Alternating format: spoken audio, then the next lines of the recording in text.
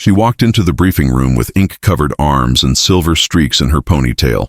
The young lieutenant smirked. Great. They sent us a tattooed grandma. He had no idea who she really was. The fluorescent lights hummed overhead as the metal door swung open with a sharp clang. Every head in the briefing room turned toward the sound. 23 Army Ranger candidates sat scattered across the rows of folding chairs, their boots still caked with Georgia red clay from the morning's 5-mile ruck march. They were exhausted, hungry, and irritable, the perfect recipe for bad decisions. The woman who entered wasn't what any of them expected. She looked to be in her mid-50s, maybe older. Her frame was lean but weathered, like driftwood shaped by decades of harsh conditions.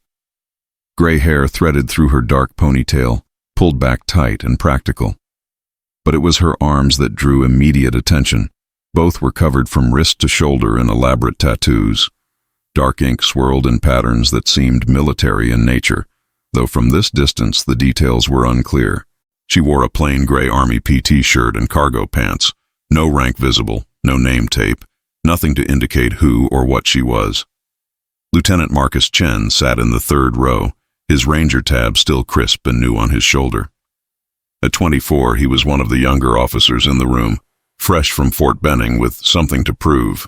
He'd graduated top of his Ranger class, received commendations for leadership, and arrived at this advanced tactical school expecting to be surrounded by elite warriors.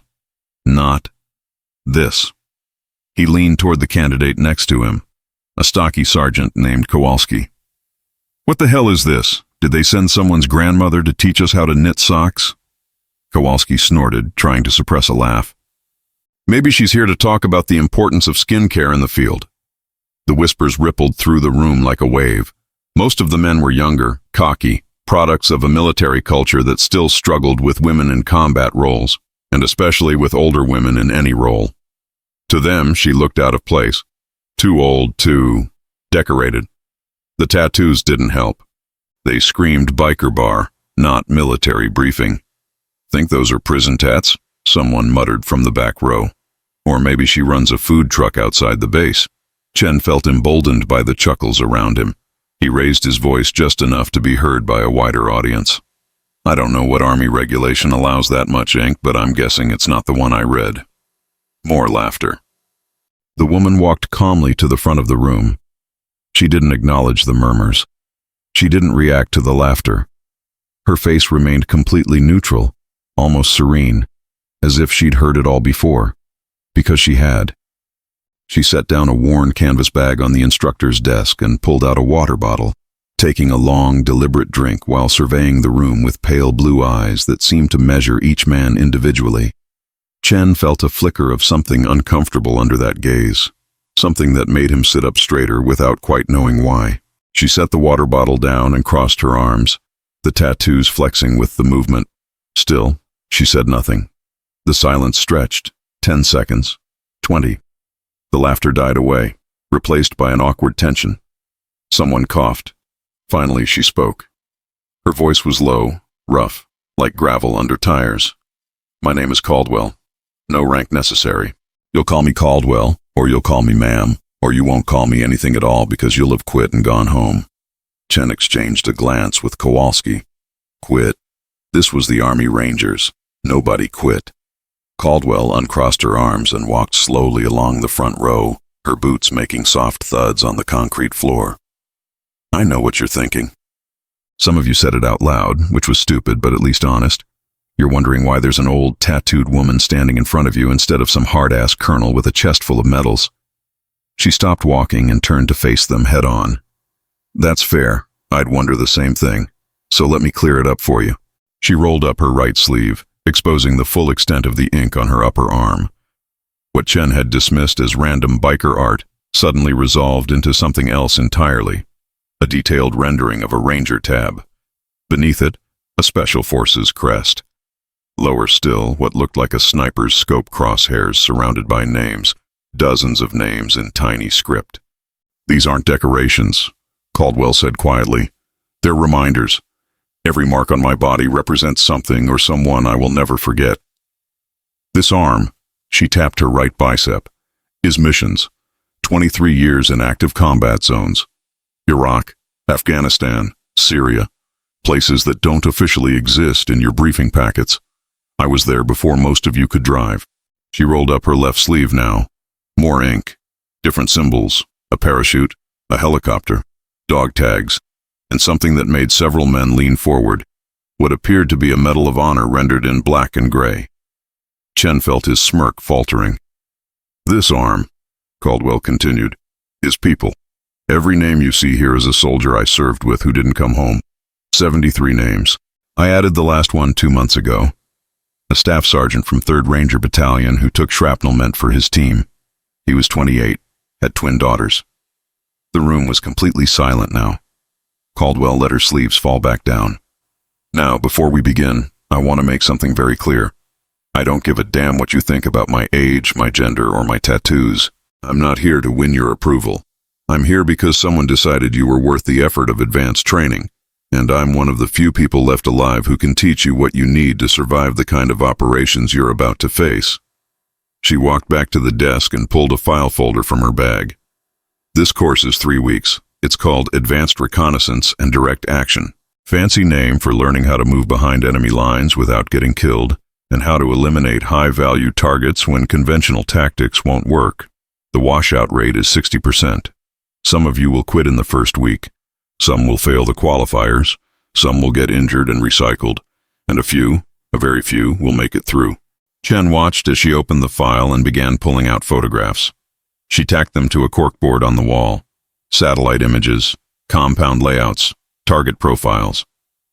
Your first exercise begins at 0400 tomorrow. You'll be inserted by helicopter into the Chattahoochee National Forest with nothing but a map, a compass, and a target designation. You'll have 48 hours to locate, surveil, and develop an action plan for a simulated HVT compound. You will be tracked. You will be hunted by an OPFOR team specifically trained to find you. If you're caught, you fail. If you miss the extraction window, you fail. If your plan is tactically unsound, you fail. She turned back to face them. Any questions? Nobody spoke. The arrogance had drained from the room like air from a punctured tire. Chen wanted to say something, to redeem himself, but his tongue felt thick and useless. He'd judged her, mocked her, and now he understood that he was sitting in front of someone who had forgotten more about warfare than he'd ever learned. Good, Caldwell said. She glanced at her watch. You have 4 hours until lights out. I suggest you use that time to prep your gear, study the terrain maps in the resource room, and maybe think about whether you really belong here. Dismissed. The chairs scraped as men stood and filed out. Chen remained seated, staring at those photographs on the wall, at the woman calmly packing up her bag. He felt shame burning in his chest, hot and acidic. As the room emptied, he stood and approached the desk. Ma'am. Caldwell looked up. Lieutenant, I owe you an apology. She studied him for a long moment. You owe me nothing, but you owe those names on my arm your best effort. They died so you could wear that uniform. Don't waste it. Chen nodded, unable to trust his voice. What's your name, Lieutenant? Chen. Marcus Chen, ma'am. Well, Marcus Chen, I saw your file. You're smart. Good tactical mind. But you're arrogant, and arrogance gets people killed in the field. You have 3 weeks to decide which matters more, being right or staying alive. She zipped up her bag and slung it over her shoulder. I'll see you at 0400. Don't be late. She walked past him and out the door, leaving Chen standing alone in the fluorescent buzz of the empty room. He looked down at his hands. They were shaking slightly. Tomorrow was going to be hell, and he deserved every second of it. The helicopter blades chopped through the pre-dawn darkness like a mechanical heartbeat. Chen sat strapped into the bench seat, surrounded by 5 other Rangers, their faces painted with camouflage, eyes hollow with lack of sleep. They'd been roused at 0345, not 0400 as promised, because Caldwell wanted to see who would be ready early and who would scramble. Chen had been ready. He'd barely slept. Across from him, Kowalski looked green around the edges. The staff sergeant had always been a confident operator, but something about last night's briefing had shaken him. He kept glancing toward the cockpit where Caldwell sat next to the pilot, calmly reviewing something on a tablet, her face illuminated by the screen's blue glow. The loadmaster's voice crackled through Chen's headset. 2 minutes to drop. Chen checked his gear one final time. Compass. Map sealed in plastic. Water. Minimal rations. No GPS. No radio except for emergency extraction. This was old-school navigation and evasion, the kind of skills that separated great operators from good ones. The helicopter banked hard, dropping altitude. Chen's stomach lurched. Through the open door, he could see nothing but black forest canopy rushing past, an endless sea of trees. 30 seconds. Caldwell stood and moved to the door. She hooked onto the safety line and looked back at the 6 candidates. Remember, she shouted over the rotor wash, this isn't about speed. It's about precision.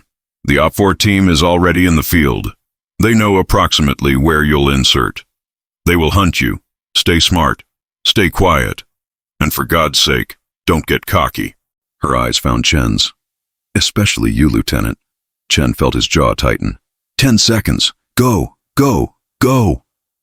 They fast-roped down into darkness one after another, sliding down the thick braided line into a small clearing barely large enough for the insertion. Chen's boots hit soft earth, and he immediately released the rope and moved to the tree line, weapon up, scanning for threats. The others landed around him in quick succession. The helicopter pulled away, its sound fading into the distance until only the forest remained. Silent, vast, and unforgiving. Chen activated his red lens flashlight and pulled out the map. The team gathered around him in a tight circle. He was the ranking officer, which made him de facto team leader unless someone challenged him. Nobody did. Target compound is approximately 12 clicks northwest, he whispered. We need to move fast to put distance between us and the insertion point before OPFOR triangulates our location. Agreed, Kowalski said. But we need to be smart about the route. Straight line will take us through some nasty terrain. Might be worth going around. Chen studied the map. Kowalski was right. The direct route crossed 2 ridgelines and a creek. Slower going, more exposure, but the alternative added 3 clicks to the journey. We go direct, Chen decided. Time matters. We can handle the terrain. One of the other rangers, a younger specialist named Torres, spoke up. Sir, Caldwell said this wasn't about speed. Maybe we should... I made the call, Torres. We move in 5. Get ready. 4 hours later, Chen knew he'd made a mistake. The ridgelines had been steeper than the map suggested. The creek had been swollen with recent rain, forcing them to cross at a dangerous ford where they'd nearly lost their gear. And worst of all, they'd left a trail a blind man could follow. Broken branches, boot prints in the mud, disturbed underbrush. At 0820 they heard the first signal, a low whistle far behind them. Then another, to the east. The OPFOR team was closing in. Move, Chen hissed. Double time. They pushed harder, fatigue forgotten, adrenaline sharpening their senses, but the whistles kept coming, always closer, always from multiple directions. Whoever was hunting them knew exactly what they were doing. At 0945, Kowalski grabbed Chen's shoulder. We need to stop, set an ambush, take them out. This is an evasion exercise, not combat. They're going to catch us if we keep running. We're leaving a trail like goddamn tourists. Chen knew Kowalski was right, but admitting it meant admitting his first decision had been wrong. Pride warred with pragmatism in his chest. Before he could answer, a voice called out from the trees ahead. Rangers, halt! They froze. Caldwell stepped out from behind a massive oak tree, her appearance so sudden it seemed almost supernatural. She wasn't even breathing hard. Her uniform was clean. No mud, no sweat, no sign that she'd been moving through the same brutal terrain they just crossed. How the hell? Kowalski started. Quiet, Caldwell said softly. She moved toward them with the fluid grace of someone who'd spent a lifetime in the woods. You're surrounded. OPFOR has had you boxed in for the last hour. You're about 30 seconds from being tagged and failed. Chen felt his heart sink. But we move fast. You moved loud, Caldwell interrupted. Fast doesn't matter if everyone can hear you coming. You left a trail a civilian could follow. You made tactical decisions based on ego instead of terrain. And worst of all, you ignored input from your team because you couldn't handle being wrong. She looked at each of them in turn. You're all exhausted, dehydrated, and now you're trapped. So here's what's going to happen. I'm going to show you how to fix this. Not because you deserve it, but because if I don't, you'll die in a real combat zone and I'll have to add more names to my arm." She motioned for them to gather close. Op4 is using a classic pincer movement. Two teams converging from southeast and northeast. They expect you to either run straight ahead into their ambush point or retreat back the way you came. Both options get you caught. "So what do we do?" Torres asked quietly. Caldwell pulled out her own map, more worn than theirs, marked with notations in pencil. "We go where they don't expect. There's a ravine system 200 meters west. It's not on your map because it's too small to register, but I've used it before. The terrain is brutal, steep, rocky, lots of deadfall. But if we move carefully, we can use it to bypass their net entirely and come out behind them." Chen felt something crack inside him. "Why are you helping us?" Caldwell looked at him with those pale blue eyes. "Because this is a teaching moment, Lieutenant. You made bad calls, but you're not stupid and you care about your team. That's worth salvaging." She folded her map. "Now, we have about 90 seconds before O4 closes the net. You want to stand here arguing, or you want to learn how to survive?" Chen didn't hesitate. "Lead the way, ma'am." The ravine was everything Caldwell promised and worse. Sheer rock walls, slick with moss. A trickle of water at the bottom that made every step treacherous. Fallen logs that had to be climbed over or crawled under. It was miserable, exhausting work, but it was also invisible. The canopy overhead blocked sight lines and the running water masked their sound. Caldwell moved through it like a ghost. She showed them where to step, how to test their weight, how to use natural handholds. She demonstrated techniques Chen had never seen in any manual. Old-school fieldcraft that had been forgotten in the age of GPS and satellite surveillance. After 90 minutes of brutal crawling, she called a halt. They'd come out on the far side of Op4's net, exactly as she'd predicted. Chen's body was screaming, his knees were torn up, his hands were cut from the rocks, but they were free. Caldwell crouched next to him, her breathing still controlled and even. "You okay, Lieutenant?" "I'm sorry," Chen said quietly. "For yesterday, for today, for being an arrogant asshole." She almost smiled. Everyone's an arrogant asshole when they're young and talented. The question is whether you learn from it. She handed him her water bottle. "Drink. We still have 8 clicks to target and 36 hours left. I'm going to shadow you the rest of the way, but I won't intervene unless you're about to fail completely. This is still your mission." Chen drank, the water cold and perfect. "Why are you really here, ma'am?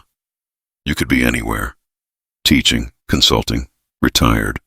Why come back to torture new rangers?" Caldwell took the bottle back and stared into the trees. For a long moment, Chen thought she wouldn't answer. Then she spoke, her voice softer than he'd ever heard it. "Because I made mistakes, too. Early in my career, I thought I was invincible. Thought I knew everything. And one day, that arrogance got 3 good soldiers killed. I lived. They didn't.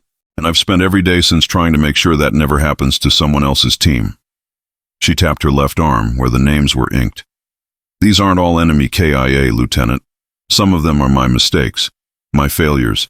Every time I teach someone like you how to stay alive, I'm paying a debt I can never fully repay."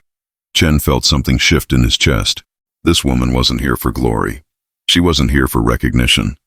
She was here because she'd seen the cost of war in the most personal way possible, and she'd dedicated what remained of her life to reducing that cost for others. "I won't let you down, ma'am," he said. "Good.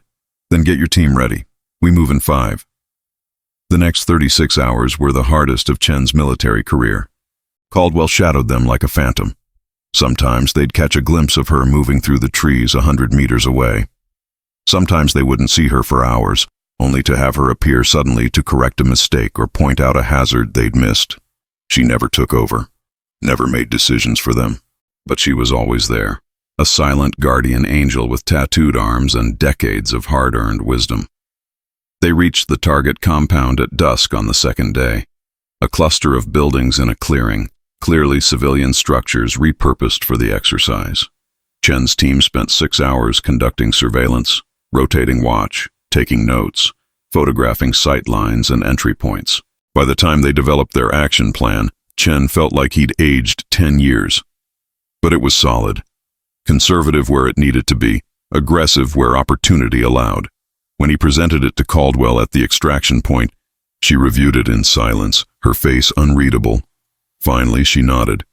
"Good work, Lieutenant. You learned something." The helicopter came in at dawn, pulling them out of the field. As they lifted off, Chen watched Caldwell through the cabin window. She remained on the ground, already preparing for the next team that would come through. She looked up once, meeting his eyes, and gave him a single sharp nod. Chen returned it. He knew he'd remember this mission for the rest of his life, not because of the terrain or the challenge, but because a woman with silver hair and tattooed arms had shown him that real strength wasn't about being right. It was about being willing to learn. 3 weeks passed in a blur of exhaustion, bruises, and breakthroughs. The coursework was relentless. Navigation exercises that pushed them to their physical and mental limits, marksmanship under stress, field medicine in simulated combat, planning operations with incomplete intelligence, working with foreign languages and cultural advisors. Every day brought new challenges, and every day Caldwell was there, demanding, uncompromising, but fair. Chen watched as the class dwindled. Of the 23 who started, only 9 remained by the end of the second week. The others had quit, been injured, or failed critical qualifications. Kowalski was still there, leaner and harder than before. Torres had surprised everyone by excelling at close-quarters tactics. And Chen had discovered depths of endurance he didn't know he possessed. But more than the physical training, Caldwell taught them something else, something harder to quantify. She taught them humility. She showed them the difference between confidence and arrogance, between pride and professionalism, between being a soldier and being a warrior. She did it not through lectures but through demonstration, by being the toughest, most skilled operator in every scenario while remaining utterly devoid of ego. One afternoon during a training break, Chen found her sitting alone outside the barracks, cleaning her rifle with practiced efficiency. The summer heat was oppressive, but she seemed comfortable in it. "Permission to sit, ma'am?" She glanced up. "Granted." Chen settled onto the bench next to her, his own weapon across his lap. For a while they cleaned in companionable silence. "Can I ask you something personal?" Chen finally said. "Depends on the question. Those names on your arm, the ones you said were your mistakes, how do you carry that? How do you keep going?" Caldwell's hands stilled on the rifle. She was quiet for so long, Chen thought she might not answer. "You don't carry it," she finally said. "It carries you. Every decision I make, every student I teach, every mission I plan, those names are right there with me. They're not a burden. They're a responsibility." She looked at him directly. "The day I stop feeling the weight of those losses is the day I stop being fit to train people like you. Doesn't it get easier with time?" "No, but you get stronger. There's a difference." Chen nodded slowly. He thought about his own brief career, the close calls he'd already had, the friends who'd been injured or worse. "What if I'm not strong enough?" "You are. I've watched you these 3 weeks. You came in arrogant and left your humility somewhere back in that ravine on day 1. But you found it. You learned. That's the difference between a soldier who survives and one who doesn't. The willingness to be wrong, to adapt, to learn from people who know more than you do." She resumed cleaning her rifle. "Even if that person is a tattooed old woman." Chen smiled despite himself. "Especially if." The final exercise was scheduled for the last Friday of the course. They called it the Crucible, a 48-hour scenario that combined everything they'd learned. The remaining 9 candidates would be split into 3 teams. Each team would be assigned a high-value target with a complex security situation. They'd have to infiltrate, gather intelligence, develop an action plan, and execute a simulated raid, all while dealing with changing variables, hostile OP4 elements, and environmental challenges. Failure meant recycling through the entire course. Success meant graduation and assignment to specialized reconnaissance units. Chen was assigned as team leader for Alpha Element. His team included Kowalski and Torres, 2 people he'd learned to trust absolutely. Bravo and Charlie elements had equally capable leaders. The briefing came at 600 in the same room where Chen had first met Caldwell 3 weeks ago. The memory of that morning felt distant now, like something from another lifetime. Caldwell stood at the front, her presence commanding the space without effort. "Gentlemen, this is your final test. You've earned the right to be here, but that means nothing if you can't perform under real operational pressure. For the next 48 hours, you will be evaluated on every decision, every movement, every breath. Op 4 has been reinforced with active duty rangers who volunteered to make your lives hell. The terrain includes urban, woodland, and riverine environments. Weather forecast calls for storms tonight, which is not our concern." She distributed thick mission packets to each team leader. "You have 2 hours to plan. Insertion begins at 0900. Extraction window closes at 0900 Sunday. Miss it, and you walk back, automatically failing the course. Questions?" A hand went up. Lieutenant Davidson from Bravo Element. "Ma'am, will you be in the field?" Caldwell's expression didn't change. "I'll be where I need to be." Alpha Element's target was a compound simulating a terrorist safe house on the edge of a small Georgia town. The mission packet detailed a high-value individual believed to be planning an attack. Security included armed guards, camera systems, and a civilian population that couldn't be endangered. The infiltration window was narrow, between guard rotations at 2200 and 0200, and the extraction point was 3 kilometers away through dense woods. Chen spread the map across the hood of their vehicle. "Okay, we go in light. Suppressed weapons, minimal gear. Torres, you're our tech specialist. You'll handle the camera system. Kowalski, you're on overwatch. I'll make entry with Torres. We gather intel, photograph everything, and get out clean." "What about civilians?" Torres asked. "The packet says there's a family living next door. We route around them. No contact, no risk. Standard non-combatant protocol." They spent the next 90 minutes rehearsing movements, memorizing the compound layout, and checking gear. By 0900, they were ready. The insertion went smoothly. They were dropped by vehicle 5 kilometers from target and moved overland using terrain masks and concealment. The afternoon sun beat down mercilessly, but they maintained a steady pace, stopping frequently to check for surveillance and clear their 6. By nightfall, they were in position 200 meters from the compound, hidden in a drainage culvert that provided perfect overwatch. Chen glassed the target through his scope. The building matched the photos exactly, a rundown 2-story structure with peeling paint and a sagging porch. 2 guards patrolled the perimeter in loose patterns. Lights blazed from several windows, and next door, just as the packet indicated, was a small house where a family clearly lived. He could see children's toys in the yard. "We wait for the rotation," Chen whispered into his radio. "Kowalski, you see the guard patterns?" "Affirmative. They're sloppy. 7-minute intervals with gaps. We can slip through during the 2200 rotation." The hours crawled past. At 2130, the sky opened up, the promised storm arriving with biblical force. Rain hammered down in sheets, turning the culvert into a rushing stream. Chen's team huddled under their ponchos, miserable but focused. "This is good," Torres said through chattering teeth. "Rain masks our approach. Guards will be distracted." At 21:55, they moved. The storm was both blessing and curse. It covered their movement perfectly, but made visibility almost zero. Chen led them in a low crawl through the yard, using the guards' flashlight positions to navigate. They reached the back door at exactly 22:03. Torres went to work on the camera system, using a small device to loop the feed. "We've got 5 minutes before they notice the glitch. After that, it's a hot extract." Chen nodded and tried the door. Locked, but cheap hardware. One solid kick would do it, but that would create noise. Instead, Torres produced a set of picks and went to work. 30 seconds later, the lock clicked open. They slipped inside. The interior was dimly lit.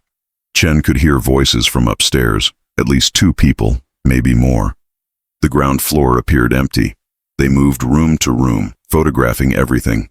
Maps on walls, communication equipment, weapons cache in a bedroom, documents scattered across a table. Torres snapped rapid-fire pictures with a miniature camera while Chen provided security. 4 minutes gone. Then they heard it. A child crying from upstairs. Chen froze. That wasn't in the briefing. The intel said the compound was occupied by adult militants only. Could be a recording, Torres whispered. Part of the test. But Chen's instincts screamed otherwise. He'd heard enough real children crying in Iraq to know the difference. That was a little kid, scared and hurt. Change of plan, Chen said. We check it out. Negative, Torres hissed. We're out of time, and our mission is intelligence gathering only. We need to. A scream split the air. A woman's voice, terrified and desperate, coming from upstairs. Then a man shouting. Then a sound that made Chen's blood run cold. A child sobbing in pain. Screw the mission, Chen said. He was already moving toward the stairs. What they found upstairs would haunt Chen for the rest of his life. The militants were actors, but in the chaos of the storm and the darkness of the exercise, something had gone horribly wrong. Part of the ceiling had collapsed under the weight of accumulated rainwater. Wooden beams and plaster had come down on 2 of the role players, and on a child who wasn't supposed to be there at all, a 5-year-old girl. The daughter of one of the actors, brought to work because childcare had fallen through. She'd been sleeping in a back room when the ceiling gave way. Chen's training kicked in instantly. Torres, get that beam off her. You. He pointed at one of the stunned actors.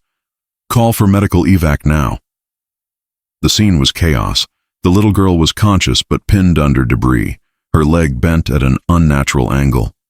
Her mother, the actress playing a militant's wife, was hysterical, trying to lift the beam herself. Kowalski's voice crackled over the radio. Alpha 1, what's your status? You've been inside for 7 minutes. OP 4 is responding to the commotion. Forget OP 4, Chen snapped. We have a real casualty. Child, approximately 5 years old, crush injury to lower leg, possible compartment syndrome. We need immediate medical evac to this location. There was a pause, then a different voice came over the radio. Caldwell's voice. Alpha 1, confirm. Real casualty? Confirmed. Ceiling collapse. Exercise is over. This is a medical emergency. Roger. Medevac inbound. ETA 8 minutes. What's her status? Chen knelt beside the little girl. Torres and Kowalski had shifted the beam enough to free her, but her leg was clearly broken, and she was going into shock. Her skin was pale and clammy, breathing rapid and shallow. Conscious but deteriorating. I need to stabilize this leg now. Do it, Caldwell said. I'm 3 minutes out. Keep her talking, keep her warm, and don't let her look at the injury. Chen pulled out his medical kit and began working with the focused intensity of his combat lifesaver training. He'd done this before in Kandahar, with a Marine who'd stepped on an IED. Same principles, same priorities. Stop the bleeding, stabilize the injury, treat for shock. Hey, sweetheart, he said softly to the little girl. My name is Marcus. What's your name? Emma, she whispered, tears streaming down her face. It hurts. I know, Emma. I know it hurts. But you're going to be okay. I promise. I'm going to take care of you, and then a helicopter is going to come take you to a hospital where they'll fix you right up. Can you be brave for me? I want my mommy. Your mommy is right here. She's not going anywhere.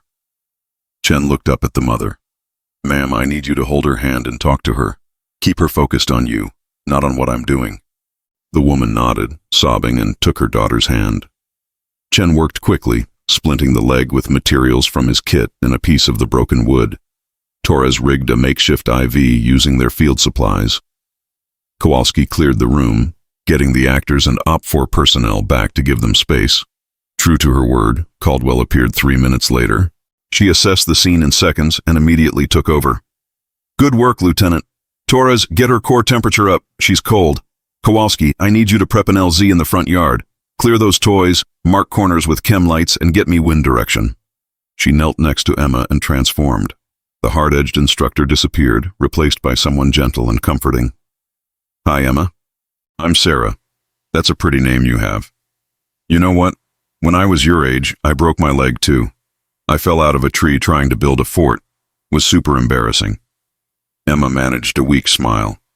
Really? Really, And you know what they gave me at the hospital? Ice cream. So much ice cream. What's your favorite flavor? Chocolate. Good choice. Chocolate's the best. Now these nice soldiers are going to carry you outside to meet the helicopter. Have you ever been in a helicopter? Emma shook her head. Well, you're in for a treat. It's really loud and it makes your tummy feel funny when it takes off, but it's super cool. Just hold tight to your mommy and remember, chocolate ice cream is waiting for you. The medevac arrived 6 minutes later. The Blackhawk settled into the front yard with rotor wash that sent debris flying. Chen and Torres carried Emma out on an improvised stretcher, her mother running alongside. The flight medics took over immediately, loading mother and daughter into the helicopter with professional efficiency. As the Blackhawk lifted off, Chen stood in the front yard, soaked to the bone, covered in plaster dust and blood, watching it disappear into the stormy night. Caldwell appeared beside him. You did good, Lieutenant. Chen shook his head.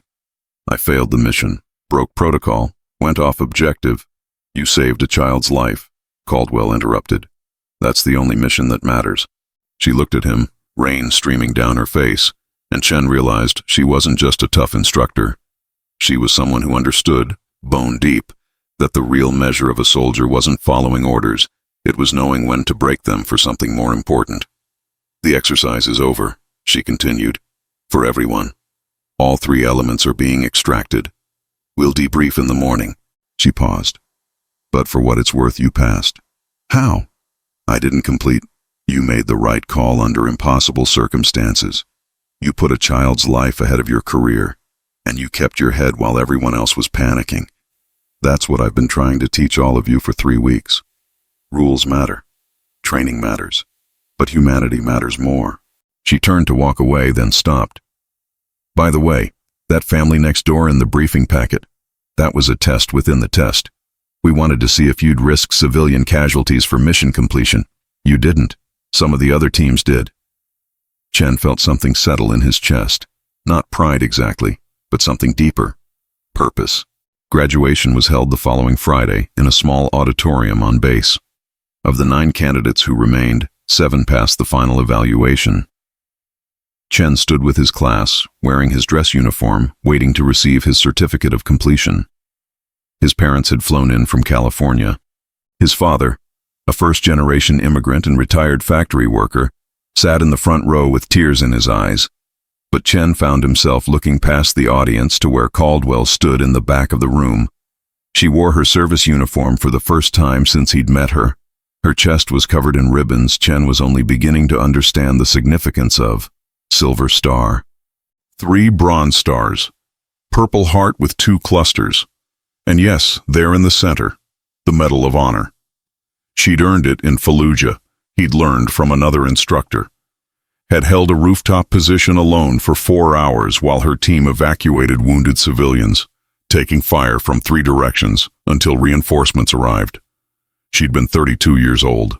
She'd killed 11 enemy combatants and saved 43 lives. And then she'd spent the next 20 years teaching people like him how to do the same. The ceremony proceeded with military precision. The base commander gave a speech about excellence and sacrifice. The instructors were recognized. And finally the certificates were distributed. When Chen's name was called, he walked across the stage and accepted his certificate from the commander. But his eyes never left Caldwell. She gave him a small nod. The same nod she'd given him on that helicopter 3 weeks ago. After the ceremony, during the reception, Chen found her outside on the steps, looking out over the parade ground. She'd removed her jacket, revealing, as always, those tattoo-covered arms. Thank you, ma'am, Chen said. For everything. Don't thank me yet, Lieutenant. The real work starts now. You'll be assigned to a Ranger reconnaissance team, probably deploy within 6 months. Everything I taught you will be tested for real. I know, but I'm ready, because of you. She turned to face him. In the afternoon sunlight, he could see new lines around her eyes, the silver in her hair more pronounced. She looked tired, but also content. Can I tell you something? She said. Something I don't usually share with students. Of course. 3 months before I retired from active duty, I was diagnosed with stage 3 lung cancer. Agent Orange exposure from my time in the field, they think. I beat it, but the doctor said it would probably come back. That was 7 years ago. She tapped her chest. So far, so good. But I know my time is limited. Could be months, could be years. Nobody knows. Chen felt his throat tighten. Ma'am, let me finish. I came back to teach because I wanted my last years to matter. Every student I train, every lesson I pass on, every life I help save, that's my legacy. Not the medals, not the citations, the people. When I'm gone, you'll remember what I taught you, and hopefully you'll teach it to someone else. That's how we beat death, Lieutenant. Not by living forever, but by making sure what we learned never dies. She looked down at her tattooed arms. I've got room for maybe 10 more names. I'm hoping not to add any. But if I do, I want them to mean something. I want them to be soldiers who tried their best and lost anyway, not soldiers who died because they were too arrogant or too stupid to learn. Chen felt tears burning behind his eyes. You won't have to add my name, ma'am. I promise you that. Good. She held out her hand. It's been an honor, Lieutenant Chen. He shook it firmly. The honor was mine, ma'am. All mine. 6 months later, Chen deployed to Syria as part of a Ranger reconnaissance team. He carried with him everything Caldwell had taught him. The humility to listen, the wisdom to adapt, the courage to make hard calls, and perhaps most importantly, the understanding that being a soldier meant being human first. His first mission was a success. Clean infiltration, perfect intelligence gathering, 0 casualties. When he filed his after-action report, he added a personal note at the end. Training received from Instructor Caldwell proved invaluable. Recommend her methods be incorporated into standard Ranger curriculum. He never received a reply. 3 months into his deployment, he got an email from Kowalski. The subject line was simple. You should know. The body of the email was shorter. Caldwell passed away last week. The cancer came back. She kept teaching until 2 days before she died. Funeral is Friday at Arlington. I'm going. Thought you'd want to know. Chen read the email 3 times, sitting in his bunk in a forward operating base, surrounded by sleeping teammates. He read it until the words blurred. Then he pulled out his notebook and wrote a letter he would never send. He wrote about what she'd taught him, about how she'd changed him, about how her lessons had already saved his life twice in the field. He wrote about the little girl named Emma, who'd made a full recovery and whose mother had sent a thank you card that he still carried in his pocket. He wrote until his hand cramped and his eyes burned. And at the bottom of the last page, he drew something. A small, simple rendering of a compass and a map. Beside it, he wrote 7 words. She taught me how to find my way. He never added it to his skin. Some people did the tattoo thing, others didn't. But that image stayed in his notebook, on the very last page, a permanent reminder. Years later, when Chen became an instructor himself, rising through the ranks to train the next generation of Rangers, he would begin every course the same way.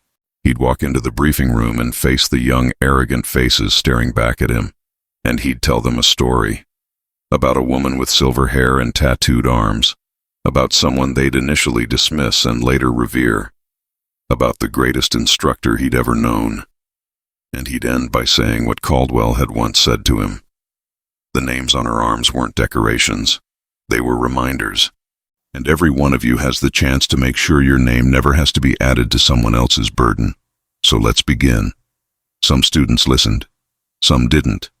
But the ones who did, the ones who learned humility alongside skill, compassion alongside courage, they became the operators Chen trusted most. They became the legacy Caldwell had hoped for. They became the proof that she'd won her war against death, not by living forever, but by making sure what she taught never died. Indy.